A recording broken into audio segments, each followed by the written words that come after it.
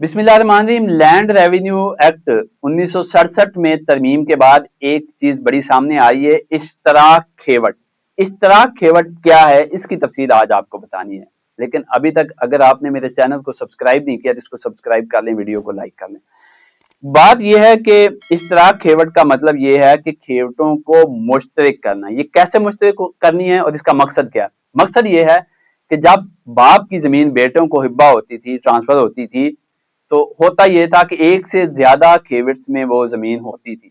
वो आपस में एक खेवट में आया, दो तीन भाइयों ने वो तकसीम की, दूसरी में, तीसरी में, क्योंकि जमीन को बराबर लेवल करना होता है, एक अच्छी है एक बुरी है, तो वो इसी तरह की तकसीम होती है। जमींदार लोग जो है वो इसको बड़ी अच्छी तरह जानते हैं। अब मसला इसमें यह होता था कि एक बंदे की जमीन जो है वो चार चार खेवटों में होती थी, और जब वो उनको चाहता था कि किसी एक खेवट में हो जाए तो उसके लिए मसला था।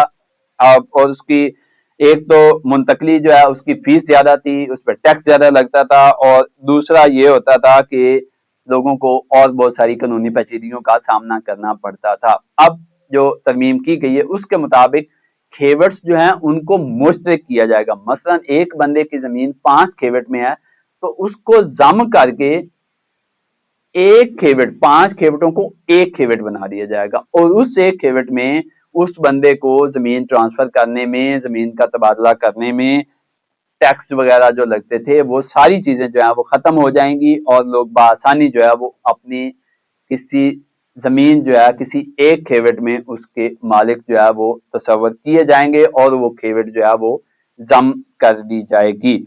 उसके अलावा ये था कि लोगों को तकसीम का मसला आता था। जब एक खेवट हो जाएगी तो तकसीम के मसाइल जो हैं उनको हल करने में भी जो है वो लोगों को आसानी होगी।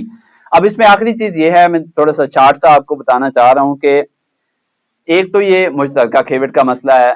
आपकी जो खेवट, एक से ज्यादा खेवट में जमीनें हैं, वो मसला मुश्तरक खेवट के इश्तराक से हल हो जाएगा। और अगर फिर आपके जहन में कुछ सवाल आते हैं तो कुछ दो तीन और बड़े अहम पॉइंट है जो आजकल जमीनों के हवाले से किए जा रहे हैं।